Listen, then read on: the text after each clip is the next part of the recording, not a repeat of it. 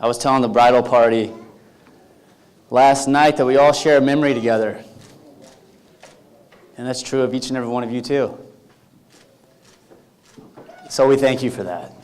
And from the bottom of my heart, we love each and every one of you, whether we've met you both, or whether we haven't met you, we don't care, we love you. And that's marriage.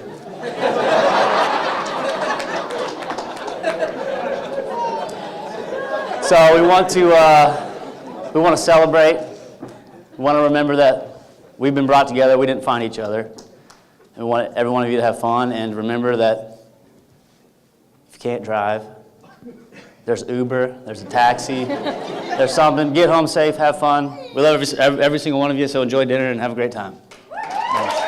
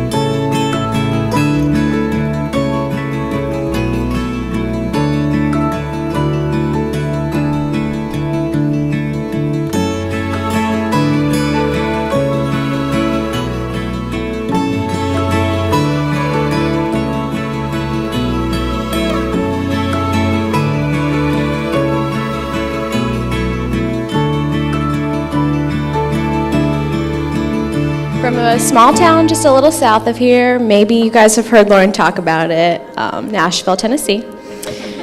Lauren and I met just a few years ago when we started working together at the Children's Hospital, and even though we haven't known each other for very long, like any form of soulmates, when you know, you know. And I know this woman has forever changed me and will remain steadfast and faithful to our friendship.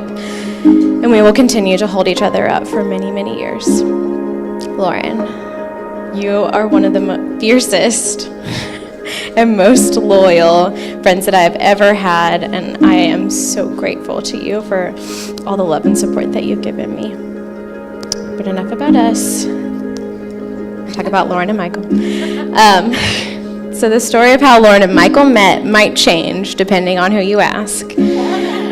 But one thing we all know to be true is how committed they are, not only to God, but to each other.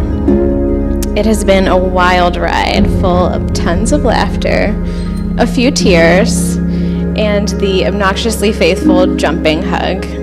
Looking at you, Mike. That has brought us to this fateful day, and I'm so honored and proud to stand up here with you.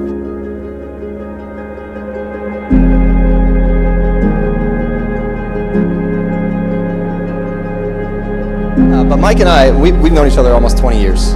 We met when he moved here from Texas back in 5th grade. I was in 6th, and we were going to try out for the basketball team for our respective grades.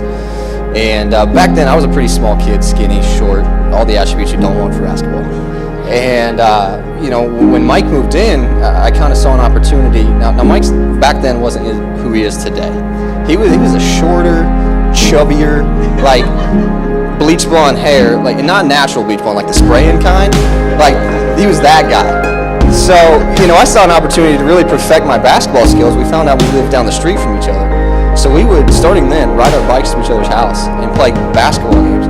I'm sure John and Carla remember at my parents', just time after time, and I would beat him day after day after day. And, it was just, he hated it. But as we got older, got into high school, Mike kind of thinned out, athletic build. I figured he would kind of go into athletics in high school, the girl scene. He did the exact opposite thing that I thought he would do. And we got a little visual, hopefully, here. This, Mike, you guys will be able to see it for those of you in the back. Trevor, you'll want to see this. Mike thought he was a cowboy in Fishers, Indiana. Now, for those of you that aren't from Fishers, being a cowboy in Fishers is the last place in probably the Midwest you'll find a cowboy. A few years ago, he went down to Nashville with some friends of ours. I didn't go. My wife wouldn't let me. You'll soon find that Lauren runs your weekends too. So when he got back, he was like, "Hey, I met this girl named Lauren." Kind of just threw it to the side, you know.